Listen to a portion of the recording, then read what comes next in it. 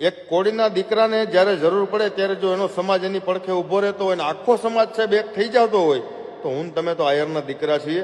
આપણે સાહેબ સમાજ બીજા અન્ય સમાજને જ્યારે જરૂર પડી ત્યારે મેન તમે માથા દીધેલા છે, દીકરાના બલિદાન દીધેલા છે સાહેબ, એ વાત આપણે ભૂલી ન શકીએ. એટલે આપણા સમાજના કોઈ પણ વ્યક્તિને જ્યારે જરૂર પડે અને એમાંય સાહેબ માયા હતાને અથવા જયરાજને જ્યારે જરૂર પડે ત્યારે સાહેબ આપણે એની પડખે ઊભું રહેવું આપણી ફરજ છે. હીરા સોલંકીને કહી દીધી જે માથાના જે આ ટાલ જે પડી ગઈ ને એ વાળ હજી થોડાક છે ને એ નહીં વધે, એટલે સમાજ લેવલે લઈ જવાની કોશિશ ન કરજો. તમારી રાજનીતિ તમારી ઘરે રાખજો, તમારે રોટલા શેકવા એમ શેકજો તમારી રાજનીતિ.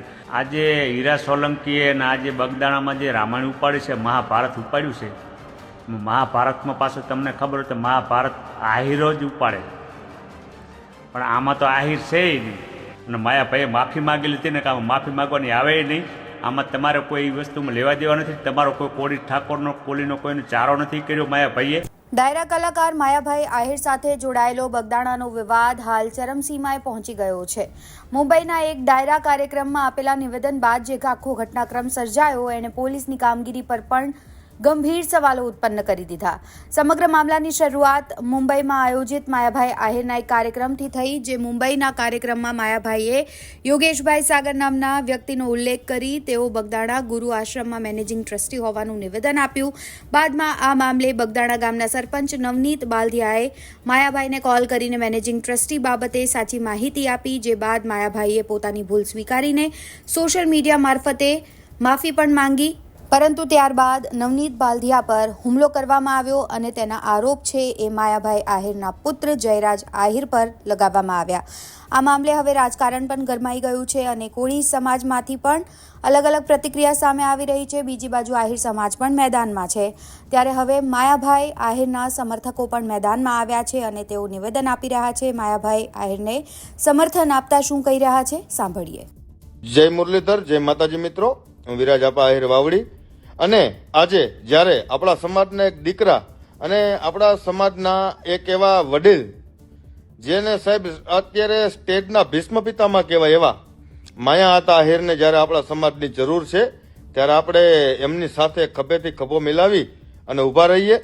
અને સાહેબ એક કોળીના દીકરાને જ્યારે જરૂર પડે ત્યારે જો એનો સમાજ એની પડખે ઊભો રહેતો હોય ને આખો સમાજ સાહેબ એક થઈ જતો હોય તો હું તમે તો આયરના દીકરા છીએ.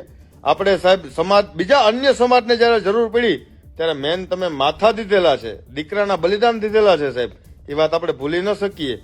એટલે આપણા સમાજના કોઈ પણ વ્યક્તિને જ્યારે જરૂર પડે અને એમાંય સાહેબ માયા હતાને અથવા જયરાજને જ્યારે જરૂર પડે ત્યારે સાહેબ આપણે એની પડખે ઊભું રહેવું આપણી ફરજ છે.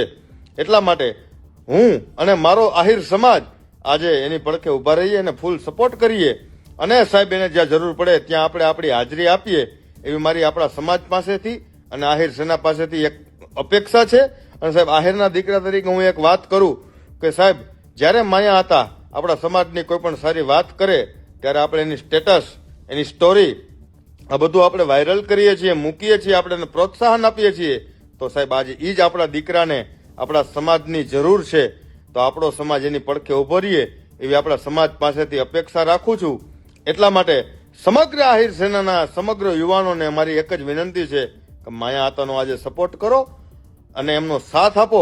અને સાહેબ સોશિયલ મીડિયામાં જે કાંઈ પણ માયા આતાનો વિરોધ થાય છે, જયરાજનો જે કાંઈ પણ વિરોધ થાય છે સાહેબ એમાં એને પ્રોત્સાહન આપો, એમાં એનો સાથ આપો અને એમાં એનો સહકાર આપો. સાહેબ માયા આતાનો કોઈ પણ પ્રકારનો વાંક નથી કે કોઈ પણ પ્રકારનો ગુનો નથી, છતાંય સાહેબ એ વડીલ માણસે એને માફી માગી લીધી છે અને છતાં પણ એના ઉપર જો કોઈ એમ કહેવાય કે કીચડ ઉછાળવાનું કામ કરે તો આપણા સમાજની ફરજ છે કે આપણે એને સાથ આપીએ, એને સહકાર આપીએ. સમાજ પાસેથી એક જ વસ્તુની અપેક્ષા રાખું છું કે સમાજ એમને સાથ અને સહકાર આપે. જય માતાજી, જય મુરલીધર. જય જવાન જય કિસાન, દેવું આહિર સાંતલપુર. આજે હીરા સોલંકીએ અને આજે બગદાણામાં જે રામાયણ ઉપાડ્યું છે, મહાભારત ઉપાડ્યું છે, મહાભારતમાં પાછું તમને ખબર હોય તો મહાભારત આહિરો જ ઉપાડે, પણ આમાં તો આહિર છે નહીં. આહિર જ ને તો મહાભારત આવું ન હોય, એ અલગ પ્રકારનું હોય. એટલે તમે ખોટો આહિર અને ટાર્ગેટ કરવાનું બંધ કરી દેજો, સમાજ લેવલે જવાનું બંધ કરી દેજો. અને જે તમારી પર્સનલ મેટર હોય તમારી એવરી તમે તમારી રીતે સમજી કરી નાખજો, જે હોય તમારું મેટર પતાવી નાખજો.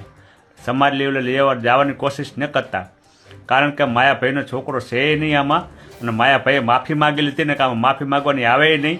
આમાં તમારે કોઈ વસ્તુમાં લેવા દેવા નથી. તમારો કોઈ કોળી ઠાકોરનો કોળીનો કોઈને ચારો નથી કર્યો માયાભાઈએ, અને કોઈ ટ્રસ્ટીની વાત હતી તો કદાચ ભૂલથી બીજું બોલાઈ ગયું હશે. એમાં તમને કાંઈ પેટમાં તેલ રેડાયું, એમાં કોઈ માયાભાઈનો વાંક નથી. અને આ તેલ રેડાવવાવાળા જે તમારી રાજનીતિ શેકવાની છે એ ખનિજ માફિયાઓ તમે છો, પોટલીગરો તમે છો. એટલે હે ને આહિર સમાજ વિશે કાંઈ શબ્દ કાઢતા નહીં.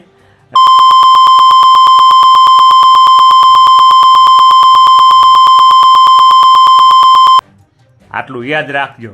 હીરા સોલંકીને કહી દીધી જે માથાના જે આ ટાલ જે પડી ગઈ ને એ વાળ હજી થોડાક છે ને એ નહીં વધે. એટલે સમાજ લેવલે લઈ જવાની કોશિશ ન કરજો. તમારી રાજનીતિ તમારી ઘરે રાખજો, તમારે રોટલા શેકવા એમ શેકજો. તમારી રાજનીતિ તમારી કોળી સમાજને ઘરેને તમે સપોર્ટ નથી કરતા, ને કોળી સમાજ ભોળી હે તો તમારા લારે હાલી આવે ને કે બંધ થવું જોઈએ કાયદેસર. કારણ કે કેટલી સમાજની તમે પથારી ફેરવો છો. એટલે અમારી સમાજ લેવલે આવવાની કોશિશ ન કરતા હોય. જય જવાન જય કિસાન વિડીયો શેર કરજો અને કોમેન્ટ ભૂલતા નહીં.